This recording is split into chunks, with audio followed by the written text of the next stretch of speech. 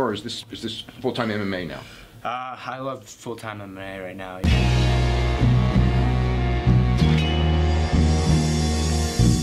Back to the daily grind, and shout out to the full-time patrons. Make sure to hit subscribe if you're new and hit thumbs up if you're not a baby back bagel biting bitch boy, cause you know what time it is. It's full-time MMA. And Daniel Cormier, the UFC's light heavyweight champion, is doing media ahead of his UFC 226 super fight with Stipe Miocic. It's only 9 days away. Holy smokes, and that card is stacked. But with that being said, he's being asked about some of the trash talk that came his way from former champion Jon Jones, who is now serving a suspension after being stripped of his title for failing another drug test. And he believes this is part of Jon Jones' tactic. Now people are asking him questions about this trash talk, and he says this is Jon Jones' way of clout chasing. He's trying to keep his name relevant. But he also thinks Jon Jones is going a little deeper and getting a little personal with one of the lines of trash talk specifically, when he says, "Who's your daddy?" Because DC's father is actually dead, and Jon Jones knows that. DC says this is everything DC had to say. Let me know what you guys think afterward. Daniel Cormier said, "I think at this point, when a guy has been inactive as Jones, he himself, to certain individuals, tries to keep himself relevant. And it's easy to talk trash to me because people always ask me questions. We're getting on a conference call with Stipe, and I'm fighting next week, and the first question is about Jon Jones. So then I answer the question, and he obviously sees my answer to the question, and so it gives him opportunity to kind of put himself back into relevancy." And then he continued to say, "Every time we start to argue, he goes back to 'I'm your daddy.'" So he didn't mean to apologize. He knows exactly what he's doing, because and what he's talking about there is, in the past, he says Jon Jones and Dana White three-wayed him, because the first time Jon Jones said, "Who's your daddy?" someone, probably let him know about Daniel Cormier's father being dead, and so he wanted to apologize to Daniel Cormier, like, "Yo, I wasn't talking about your dead father when I was saying, 'Who's your daddy?'" But since then, he's brought the line back up. And he's like, so he didn't mean to apologize. He knows exactly what he's doing. So there's deeper meaning when he says, "Who's your daddy?" There's deeper meaning because of the history of him going through that unnecessary step of having Dana White call me on the phone so he can personally apologize for saying anything about my father. When then he kind of goes right back to it anytime we start to argue.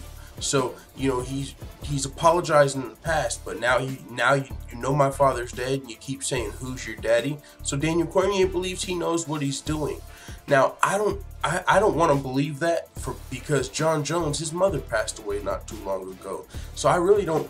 And there is some people out there that believe Jon Jones is like some crazy sociopath, but and if that's the case, maybe he would be making that joke, but I really don't want to believe Jon Jones would be making a joke about Daniel Cormier's dead father, especially if his mother just passed away not too long ago. So let me know what you guys think about that in the comments. But Daniel Cormier seems to believe that Jon Jones knows what he's doing by bringing up his father.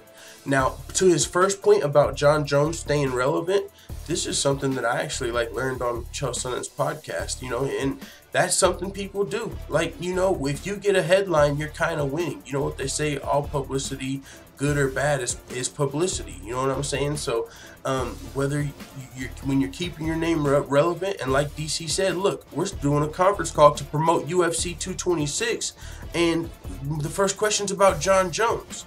Jon Jones has been suspended with the drug test. He hasn't had to fight, but he's still making headlines. He's also being asked about in press conferences.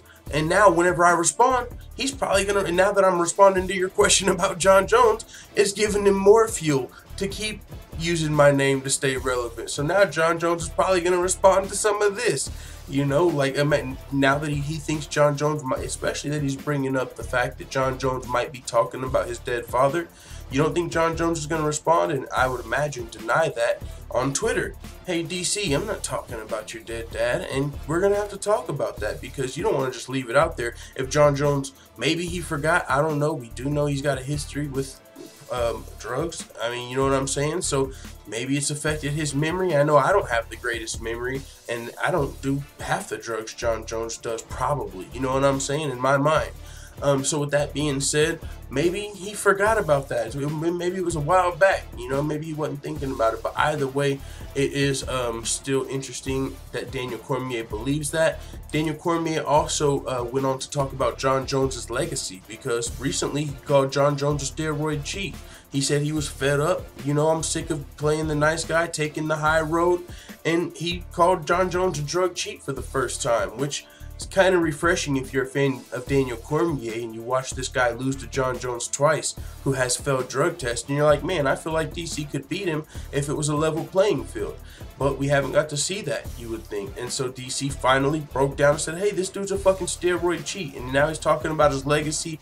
He said anytime a guy does performance enhancing drugs on multiple occasions, they eliminate themselves. So as great as Anderson Silva was, he tested positive 2 times. Jones has tested positive 2 or 3 times. Those guys eliminate themselves. I want to be mentioned among the greats, the George St. Pierres, the Demetrius Johnsons, and the guys who have done things the correct way over the course of their entire career without that asterisk. So DC wants to, you know, he wants to go out clean with no asterisk by his name. And if he beats if he beats Stipe at UFC 226, that would be just a tremendous feat for his career. He's already undefeated at heavyweight.